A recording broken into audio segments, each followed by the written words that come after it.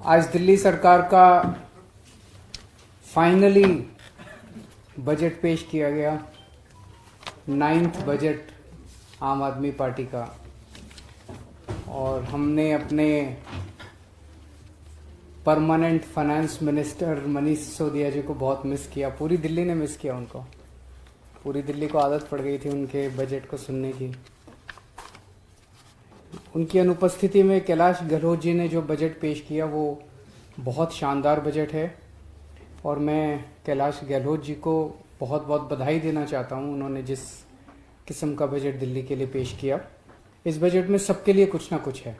हर तबके के लिए, गरीब अमीर, आदमी औरत, सबके लिए, हर वर्ग के लिए, हर आयु के लोगों के लिए, सबके लिए कुछ ना कुछ है।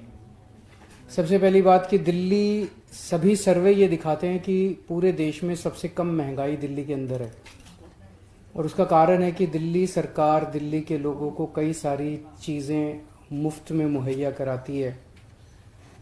बिजली मुफ्त है, पानी मुफ्त है, शिक्षा मुफ्त है, स्वास्थ्य मुफ्त है, महिलाओं के लिए बस का सफ़र मुफ्त है, और भी बहुत सारी चीज़ें हैं।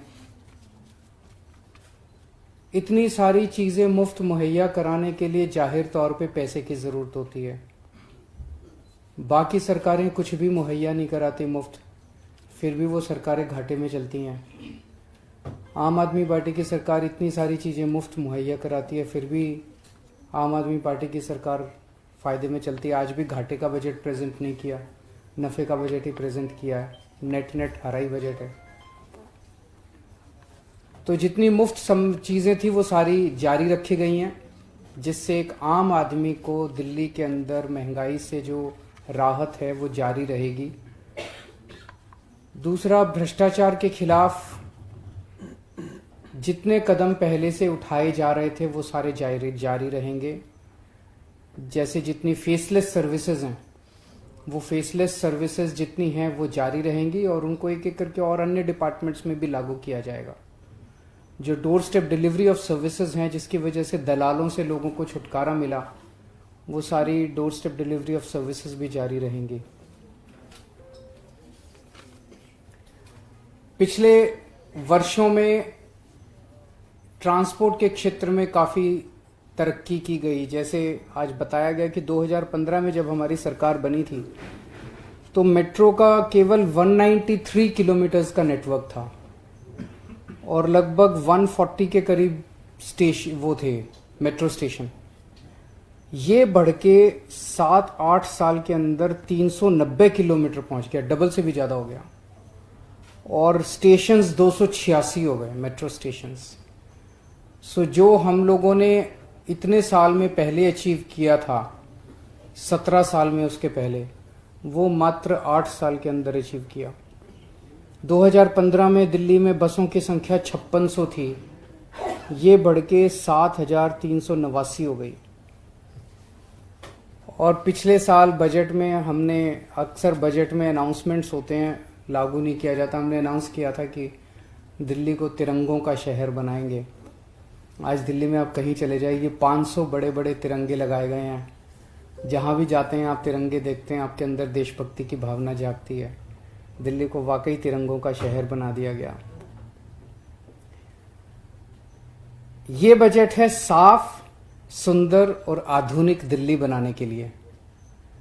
अभी तक शिक्षा के क्षेत्र में, स्वास्थ्य के क्षेत्र में, बिजली के क्षेत्र में पिछले बजट्स में काफ़ी इन्वेस्टमेंट्स किए गए। वो इन्वेस्टमेंट्स जारी रहेंगे, उसमें कोई कमी नहीं आने देंगे। लेकिन ये वाला बजट है जो साफ, सुंदर और आधुनिक दिल्ली, कैपिटल सिटी है हमारी। लोग आए तो उनको लगना चाहिए कि एक महान देश की राजधानी में गए हैं। उसके लिए इस बार इस बजट में there is a huge infra push, बहुत बड़ा पुश दिया गया इंफ्रास्ट्रक्चर को। लगभग 21,000 करोड़ रुपए इंफ्रास्ट्रक्चर के ऊपर खर्च किए जाएंगे इस बजट में। 2014-15 में जब जो बजट था वो 30,940 करोड़ का था। आज 8 साल के बाद जो बजट है वो 78,800 करोड़ का बजट है। ये इसी वजह से हुआ क्योंकि दिल्ली में अब एक ईमानदार सरकार है। जो रेवेन्यू के लीकेजेस हैं उनको प्लग किए गए, जो एक्सपेंडिचर के लीकेजेस हैं उनको प्लग किया गया। देश 7% की रेट पे तरक्की कर रहा है, दिल्ली 9% के रेट पे तरक्की कर रही है। तो दिल्ली देश से ज़्यादा तेजी से तरक्की कर रही है। ये दिल्ली के लोगों को मैं बधाई देना चाहता हूँ और दिल्ली के लिए गर्व की बात है। साफ, सुंदर और आधुनिक दिल्ली, इसके लिए ये कोई एक स्लोगन नहीं दिया हम लोगों ने, इसके लिए स्पेसिफिकली 9 पॉइंट्स हैं, 9 एरियाज हैं, आइटम्स हैं जिसके ऊपर काम किया जाएगा। पहला, पीडब्ल्यूडी की 60 फुट से चौड़ी, पीडब्ल्यूडी की टोटल रोड दिल्ली के अंदर लगभग 1400 किलोमीटर है। ये सारी वो सड़कें हैं जो दिल्ली की 60 फुट से चौड़ी सड़कें हैं। तो दिल्ली की 60 फुट से चौड़ी सारी सड़कों को दिल्ली की, उनको साफ और सुंदर बनाया जाएगा। इसमें एक तो मैकेनिकल रोड स्वीपिंग डेली की जाएगी सारी सड़कों की। उसके लिए 70 मैकेनिकल रोड स्वीपर्स खरीदे जा रहे हैं। तो 70 मतलब एक असेंबली में एक मैकेनिकल रोड स्वीपर होगा या व्हाटएवर, वो जो भी डिस्ट्रीब्यूशन होगा। So daily mechanical road sweeping की जाएगी। दूसरा, डेली सड़कों की धुलाई की जाएगी, फुटपाथ की धुलाई की जाएगी, सेंट्रल वर्ज की धुलाई की जाएगी और दोनों तरफ जो भी पेड़ पत्ते होंगे उनकी धुलाई की जाएगी और रेलिंग जो भी होगी उसकी धुलाई की जाएगी। इसके लिए लगभग, इसके लिए कई सारे वो खरीदे जा रहे हैं, ये एंटी स्मॉग और वाटर स्प्रिंकलर्स। और उसके अलावा एक एक वार्ड के लिए अलग अलग 250 छोटे वाटर स्प्रिंकलर्स खरीदे जा रहे हैं जो नगर निगम की सड़कों के ऊपर काम आएंगे। और ये लगभग 210 वाटर स्प्रिंकलर्स कम एंटी स्मॉग गन खरीदे जा रहे हैं जो बड़े हैं, जो कि पीडब्ल्यूडी की सड़कों पे काम आएंगे। जितनी भी पीडब्ल्यूडी की सड़कें हैं 1400 किलोमीटर, इनकी सबकी एक गो में सारों की रिपेयर कराई जाएगी। पहले जितनी रेलिंग टूटी पड़ी हैं, फुटपाथ टूटे पड़े हैं, सेंट्रल वर्ज टूटे पड़े हैं, कर्ब स्टोन टूटे पड़े हैं, सड़कें टूटी पड़ी हैं, सारों की एक साथ इस आने वाले समय साल में एक साथ सबकी रिपेयर करा दी जाएगी। जितने एम्प्टी स्पेस, खाली स्पेसेस हैं सेंट्रल वर्ज पे, फुटपाथ पे, उन सब पे पेड़ पौधे लगाए जाएंगे, फूल लगाए जाएंगे, हरा भरा बनाया जाएगा सड़कों को। और हर 3-3 महीने में सड़कों पे पेंटिंग होगी, लेन मार्किंग होगी, जेब्रा क्रॉसिंग की पेंटिंग होगी और जो कर्ब स्टोन्स होते हैं फुटपाथ की तरफ भी और सेंट्रल वर्ज की तरफ भी, उनकी पेंटिंग्स हर 3-3 महीने में कराई जाएगी। रेगुलर 5-5 साल के अंदर कारपेटिंग कराई जाएगी सड़कों की।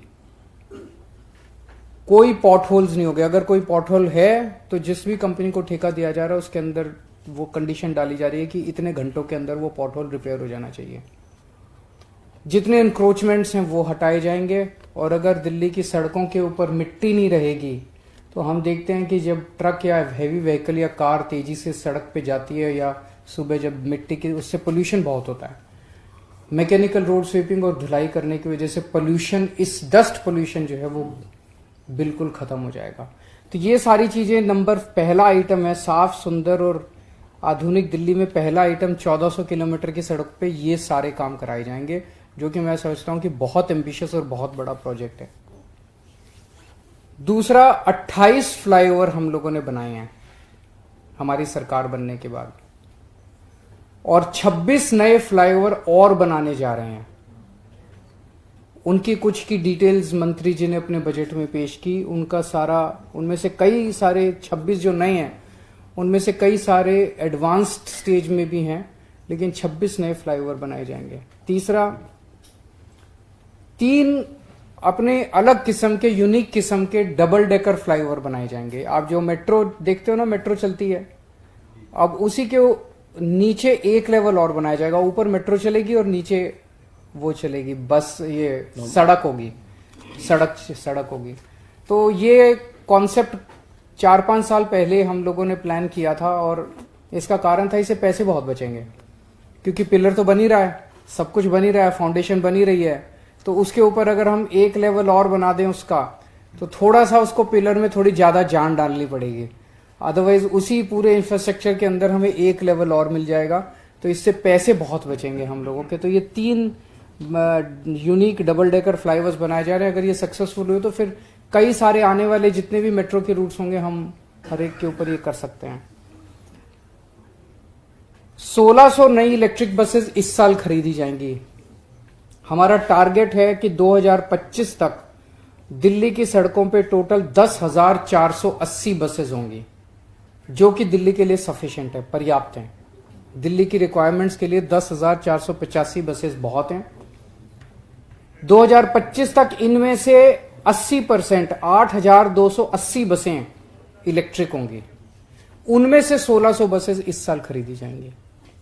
ये भी एक बहुत बड़ा अचीवमेंट है। और 2025 में जो मैंने बताया कि हमारी इतनी इलेक्ट्रिक बसेस होंगी, इसके बाद Delhi will be one of the very few cities in the world जहां पे इतनी सारी इलेक्ट्रिक बसेस एक साथ दौड़ रही होंगी। 5वां आइटम है कि हमारे अगर इतनी इलेक्ट्रिक बसेस खरीदेंगे तो उनके खड़े होने के लिए अलग इंफ्रास्ट्रक्चर बनाना पड़ेगा। तो हमारे 57 एग्जिस्टिंग बस डिपोज का इलेक्ट्रिफिकेशन किया जा रहा है, ताकि जब रात को बस आके खड़ी हो तो साथ साथ उसकी चार्जिंग भी हो सके। 6वां आइटम है कि 3 मॉडर्न बस पोर्ट्स, जैसे एयरपोर्ट होता है, एयरपोर्ट की तर्ज पे उतने ही खूबसूरत, उतना ही वैसा ही इंफ्रास्ट्रक्चर और वैसे ही शानदार बस पोर्ट्स, उसी लुक एंड फील वाले आनंद विहार, सरायकाले खां और द्वारका में बनाए जाएंगे। 2 मल्टी लेवल बस डिपो बनाए जाएंगे, जो कि पूरे देश में पहली बार बन रहे हैं, जिसमें 6 फ्लोर पे बसेस पार्क की जा सकती हैं। तो ऐसे 2 मल्टी लेवल बस डिपोज बनाए जाएंगे, 2 मॉडर्न बस टर्मिनल बनाए जाएंगे और 9 नए बस डिपो बनाए जाएंगे। ये सारी चीजें मैं इतनी जल्दी जल्दी बोल रहा हूं, पर आप फील कर सकते हो कि बसेस ट्रांसपोर्ट के क्षेत्र में कितने बड़े स्तर के ऊपर इंफ्रास्ट्रक्चर का पुश हो रहा है। 7वां, 1400 नए बस क्यू शेल्टर बनाए जाएंगे। ये मॉडर्न बस क्यू शेल्टर होंगे। ये हर एक बस क्यू शेल्टर पे एक डिजिटल स्क्रीन होगा, जहां पे पैसेंजर इंफॉर्मेशन सिस्टम, कौन सी बस आ रही है, कहां पहुंची, कौन सी बस कहां पहुंची, कितनी दूर है, कितनी देर में आ जाएगी, वो सारा इंफॉर्मेशन उसके ऊपर आता रहेगा। 8वां पॉइंट है कि यमुना को साफ करने के लिए specific action plan, 6 point action plan बनाया गया है। उसमें एसटीपीज बनाए जाएंगे, नए डिसेंट्रलाइज्ड एसटीपी बनाए जाएंगे। जो मौजूदा एसटीपी हैं उनको अपग्रेड किया जाएगा, उनको ऑगमेंट किया जाएगा, जिससे कि दिल्ली की सीवेज ट्रीटमेंट की क्षमता लगभग 890 एमजीडी तक पहुंच जाएगी। 2015 में जब हमने सरकार बनाई थी तब 370 थी, 370 एमजीडी सीवेज ट्रीट होता था दिल्ली में। ये ले जाके हम 890, अगले इस साल के अंत तक 890 एमजीडी तक पहुंच जाएगी, जो कि एक ऑलमोस्ट 3 गुना हो गया। दिल्ली में ये देखने में आया कि बहुत जगह हमने सीवर का नेटवर्क तो बिछा दिया, पाइपलाइन बिछा दी, लोग सीवर के कनेक्शन नहीं लेते, बड़े महंगे हैं सीवर के कनेक्शन, जिसकी वजह से जैसे पूरा ट्रांस यमुना एरिया जो है, उसमें पूरा ट्रांस यमुना एरिया में सीवर की लाइनें पड़ चुकी हैं। तो थ्योरेटिकली ट्रांस यमुना एरिया से में कोई गंदे नाले होने ही नहीं चाहिए, क्योंकि सारा का सारा सीवर तो उसके अंदर बहना चाहिए, सीवर के नेटवर्क में। लेकिन फिर भी इतने सारे गंदे नाले हैं, क्यों? लोग सीवर के कनेक्शन नहीं लेते, अभी भी नाली में डाल देते हैं। तो अब हमने तय किया है कि हम फ्री सीवर कनेक्शन सबको देंगे, हम जबरदस्ती सबके घर तक, अंदर तक सीवर कनेक्शन डाल के आएंगे। और तो 100% सीवर कनेक्शन सबको दिए जाएंगे। 2014 में जब हमारी सरकार बनी, केवल 227 कच्ची कॉलोनियों में सीवर कनेक्शन था। इस साल के अंत तक इसको 1317 कॉलोनियों तक ले जाया जाएगा। पूरे सीवर नेटवर्क को डिसिल्टिंग की जाएगी, इंटरसेप्ट किया जाएगा। और जो 3 कूड़े के पहाड़ हैं, ये 9th आइटम है स्पेसिफिक, 3 कूड़े के पहाड़ हैं, इन 3 कूड़े के पहाड़ों को दिसंबर 2024 तक हम साफ कर लेंगे। स्पेसिफिकली नगर निगम को इस बार हम 850 करोड़ रुपए एक्स्ट्रा दे रहे हैं एज अ लोन। हेल्थ में मोहल्ला क्लिनिक्स में आप जानते हैं पूरा इलाज फ्री है, दवाइयां फ्री, टेस्ट फ्री। अभी 250 टेस्ट होते हैं वहां पे, उसको बढ़ा के 450 टेस्ट किया जा रहा है। ज्यादा से ज्यादा मेट्रो स्टेशन पे मोहल्ला क्लिनिक खोले जाएंगे। कई बार छोटी छोटी बीमारियां होती हैं, खांसी जुकाम है, थोड़ा बहुत फीवर है, लोग आते जाते अपना वहां पे मेट्रो पे रुक के अपना इलाज कराया और फिर गाड़ी पे चढ़ गए, दवाई ली, टेस्ट कराया और गाड़ी पे चढ़ गए। तो लोगों के लिए सहूलियत बहुत होगी कि सब जाना नहीं पड़ेगा अलग से। महिला मोहल्ला क्लिनिक हमने टेस्ट किया था जो बहुत सक्सेसफुल रहे। अभी तक 4 महिला क्लिनिक थे, वो बढ़ा के 100 किए जाएंगे पूरी दिल्ली में। और 9 नए सरकारी अस्पताल बनाए जा रहे हैं। तो अभी तक पूरे दिल्ली में 14 सरकारी अस्पतालों में 14,000 बेड्स हैं, ये बढ़ा के 30,000 बेड्स दिल्ली के सरकारी अस्पतालों में। मुझे लगता है कि उसके हिसाब से इंटरनेशनल WHO के जो नॉर्म्स हैं वो हम पूरे कर पाएंगे कि पर 1000 पॉपुलेशन कितने बेड्स होने चाहिए। I think we will be at par with the international standards. पानी के क्षेत्र में आज 995 MGD पानी का प्रोडक्शन हम लोग कर रहे हैं। जब हमारी सरकार बनी थी तब शायद 870 या 880 था, 125 के करीब तो ऑलरेडी MGD पानी हमने बढ़ा लिया है। और ये जो 870 था ये कई साल से नहीं इंक्रीज हुआ था, कई साल से। हमने पिछले 8 साल में 125 MGD बढ़ा लिया है। अब 2025 तक का हमारा टारगेट है कि इसको 990 से लेके हमें 1250 MGD तक पहुंचाना है और 24 घंटे पानी के लिए इंतजाम करना है लोगों के लिए। इसके लिए जितने अब जो थोड़े बहुत एरिया रह गए हैं, 2015 में केवल 985 कॉलोनियों में, कच्ची कॉलोनियों में पानी की पाइपलाइन थी। अब हमने 1671 कॉलोनियों में पानी की पाइपलाइन पहुंचा दी है। पिछले 8 साल में 5138 किलोमीटर पानी की पाइपलाइन डाली गई है। तो अब घर घर के अंदर पानी का कनेक्शन दिया जा रहा है। ये भी हम जबरदस्ती दे रहे हैं, फ्री पानी का कनेक्शन है। बहुत लोग लेते नहीं है ऑफिशियल कनेक्शन, उनके घर के सामने पानी की पाइपलाइन डल गई, उसमें टैपिंग करके और ले लेते हैं, ऑफिशियल कनेक्शन नहीं लेते। तो अब हम जबरदस्ती सबको कनेक्शन देंगे, घर तक कनेक्शन देके आएंगे। और जैसा मैं बार बार कहता हूं, हम दिल्ली को झीलों का और लेक्स का शहर बनाएंगे। तो इस साल 20 नई बड़ी लेक्स बन के तैयार हो जाएंगे। सो मोटे मोटे तौर पे ये कुछ एक हाइलाइट्स थे। अगर आपके स्पेसिफिक कुछ प्रश्न है तो आप बताइए। शुरुआत में आपने कहा कि बहुत सारी मुफ्त की योजनाएं हैं जो जारी रहेंगी, कितना बजट उसके लिए आप खर्च करेंगे, इसके बारे में अगर आप बता। अलग से सब्सिडी का कितना बजट है?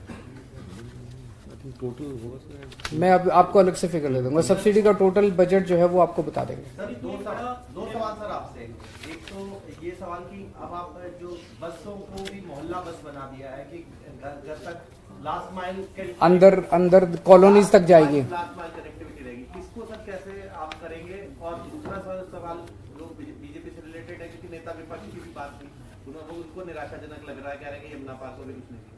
सारी दिल्ली को ही दिया यार। इसमें 1 मिनट मैं बताता हूँ यमुना पार्क को क्या क्या दिया। बिजली फ्री जारी रहेगी, यमुना पार्क की भी रहेगी। पानी फ्री जारी रहेगा, यमुना पार्क का भी रहेगा। भ्रष्टाचार से मुक्ति दे, डोर स्टेप डिलीवरी वो यमुना पार्क। 1400 किलोमीटर PWD की सड़कें यमुना पार्क की भी रहेंगी।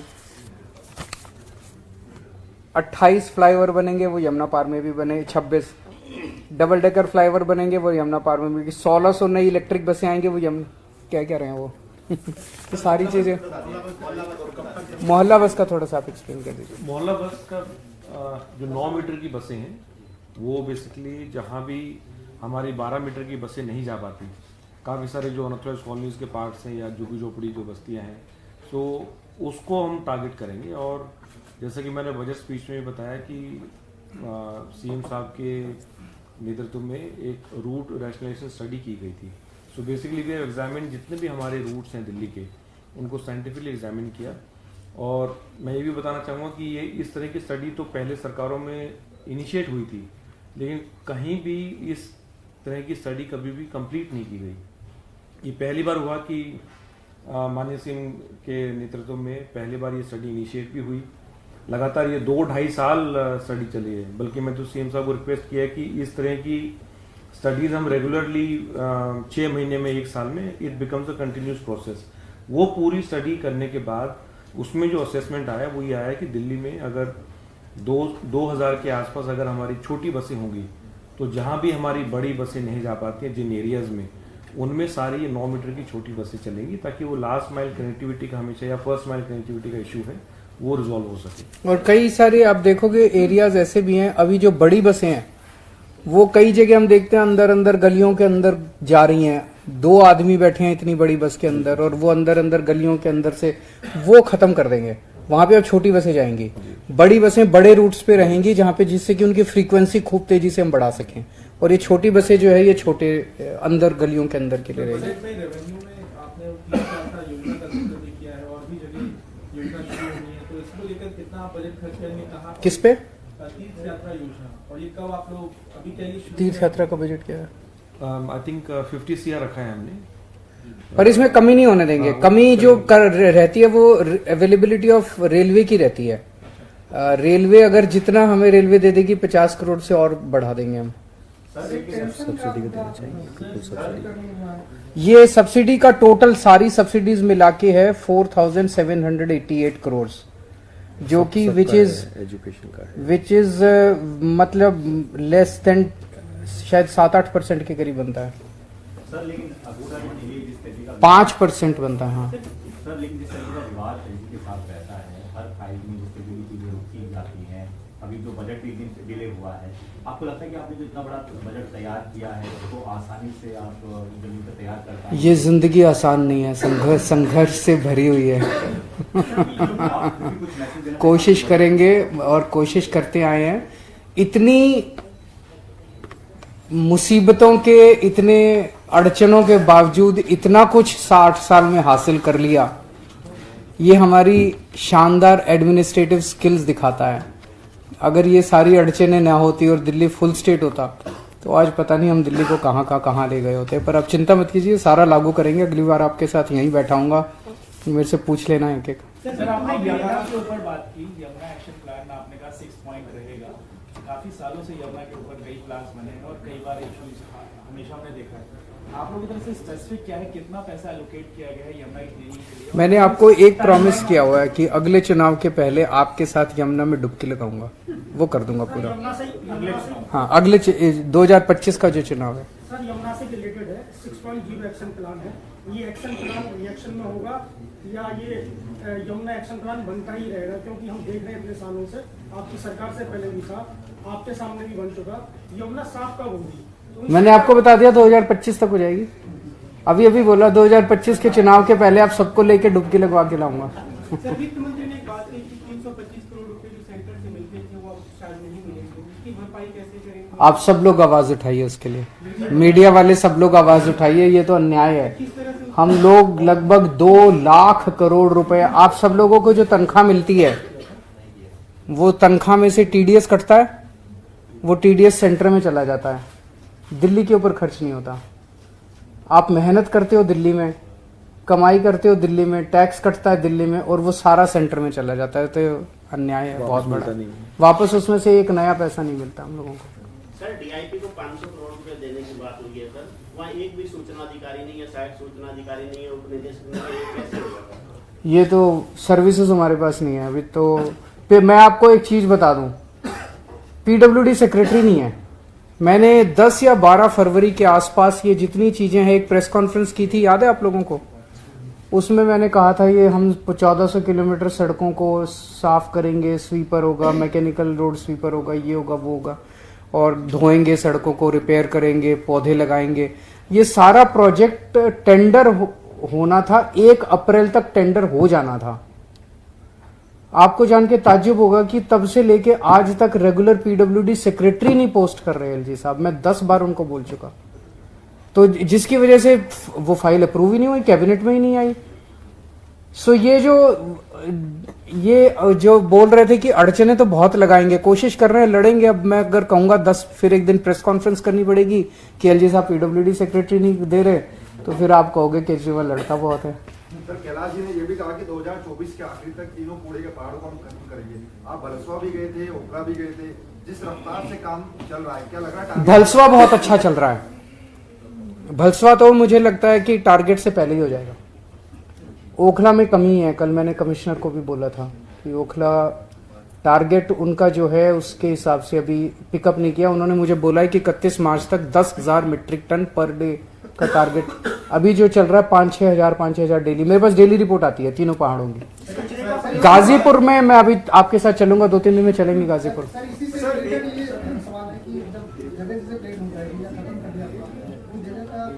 उसका है इनके एमसीडी के प्लान है, वहीं पे कूड़े के निस्तारण के लिए सीएनडी वेस्ट प्लांट बनाएंगे, बायोमाइनिंग प्लांट बनाएंगे, वो सब।